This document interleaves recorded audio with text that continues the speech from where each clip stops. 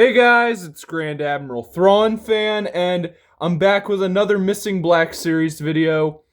This is no secret at all if you watch my channel. I am a huge defender of Solo. I think it's easily the most underrated Star Wars movie.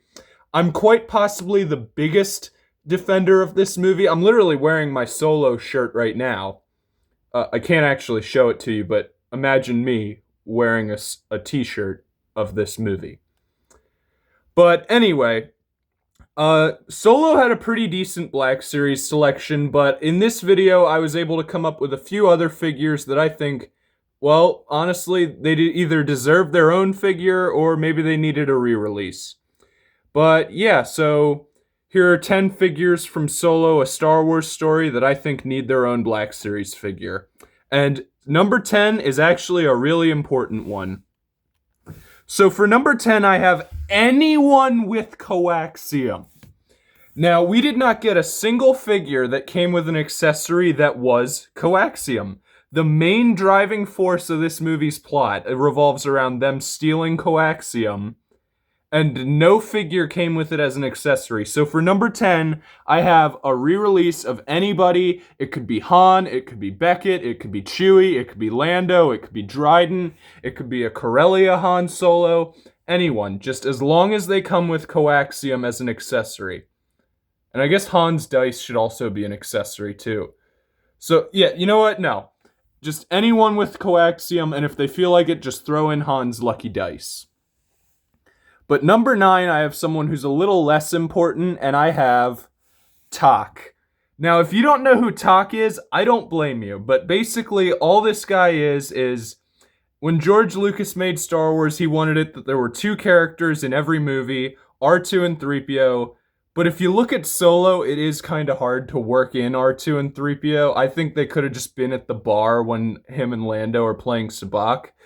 But what they did instead was they gave Anthony Daniels a small role during the Kessel scenes as this character of Tak. So, yeah, I feel like Anthony Daniels could get another Black Series, and I needed a number 9, so Tak. Number 8, I have Rebolt. Now, if you pay attention to my channel, you'll know I've actually done Malak's Black Series review twice. And Rebolt is Malak's right-hand man, who's also the guy who keeps hitting Han with the stick. He has a pretty cool design, and I think he would work pretty well as an action figure. What I will say, though, definitely give him the hounds, because that was the big thing I said about Malak, of that it would definitely help the figure sell way better if he came with a space hound. But yeah, number 8, I have Rebolt. And also, maybe we could get a Lady Proxima who comes with a rock. I don't know, that'd be funny. Okay, getting into more serious territory, I have number 7, Viper droids. These are the droids during the train heist that Vel battles, and they've actually reappeared in Star Wars somewhat. They're basically just probe droids, but a lot more violent, and I think they have a cool design, and I think this would make for a pretty good figure. We've gotten a lot more custom droid builds, so yeah, I think Viper droids could get their own figure. Number 6. This is kind of a vague one, but basically what I have is slave Wookiees. When they're on Kessel, there's all those Wookiees that Chewie helps to free. And since the only Wookiees we really get are Chewie and Chrysanthemum and a few others, I think this would just be a cool way to get just a plain Wookiee. It doesn't have to be a named one. I know the one was named Sagwa, but this would just be a way of getting plain Wookiees, and you could army build your own Wookiee army. They are a lot smaller and, well, less clean than Chewie, but that's because they're slave Wookiees. But still, I think they would make for pretty cool action figures. I don't know what just happened to me there. Number 5. This is kind of an important one that surprises me we never got. I have Crimson Dawn Enforcers. So if you think about it, with the Solo figures we got, the only villains we actually got, like excluding stormtroopers and range troopers, like excluding the Empire, the only villains we actually got were Beckett and Dryden. And I guess you could technically throw in Kira. But like Crimson Dawn has all these elite guards that we're told about through the movie, and we didn't get a single one of them. So if you want to do a battle, you basically have Han and his whole crew versus Dryden Voss and nobody. So yeah, I kind of feel like Dryden Voss should have some of his guards that we're told about throughout the movie. The one was named Aemon, so I guess just start with him, and you could make it that the mask closes, since that's kind of how they look throughout the movie. Some of them could come with the swords, some would come with the guns. I just think these would make for some pretty cool, like, background figures that you could have. Now, number 4, this is when we actually start getting into the big name figures. Well, actually not yet. That's number 3. Number 4, I have a Mimban Mud Trooper. Now, we did actually kind of get this figure, but we got it as Han Solo only. So, I feel like, since they are, like, such a cool design, and, like, I just really like the design of the Mimban Mud Troopers, because you're used to seeing clean, white stormtroopers, and then here you have these muddy, gray, dirty stormtroopers that are, like, given the scraps for battles on this world that is, like, the ultimate war zone in Star Wars. I think this would make for a really cool figure. They've got a cool design, and we already have a figure like this, so it wouldn't be too hard. They could just take that mold and give it a little touch-ups here and there and changes. But now, number 3, this is when we get into the actually big-name characters that I'm surprised didn't get figures. Number 3, I have Enfys Nest, specifically without her speeder. So, we did actually get an Enfys Nest figure, and it is a really cool figure. Unfortunately, I never actually was able to buy one of them, because they made it that the only version of her is you have to buy her speeder, and it comes with her figure. Which is kind of a shame, because throughout the entire movie, you're set up to think Enfys Nest is going to be the big bad. But then it's revealed she's just this little girl who's trying to fight off these criminals. So I kind of feel like, since she's such an important character in the movie, she should have gotten just a figure release, not just the vehicle release along with the figure. She's very important. She has a cool design, cool accessories, and they could have given her a removable helmet. I think we could honestly get this figure re-released nowadays, and it would maybe sell well. I don't know, that might just be me praising the movie and having high hopes, but I think this figure would sell pretty well.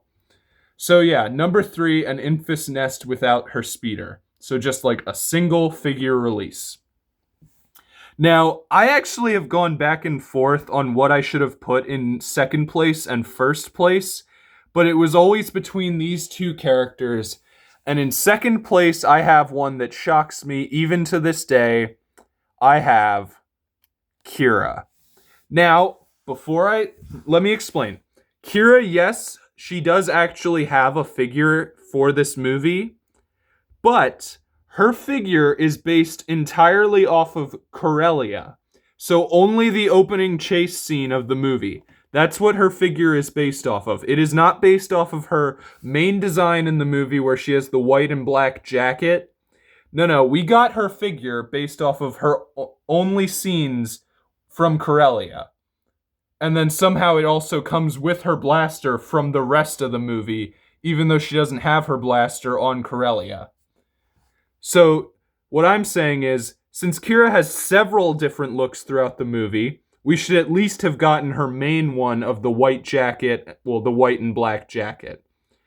This is a very important figure. She's like the second main character of the movie, so I'm really shocked we never got this one. I definitely think this is one we need.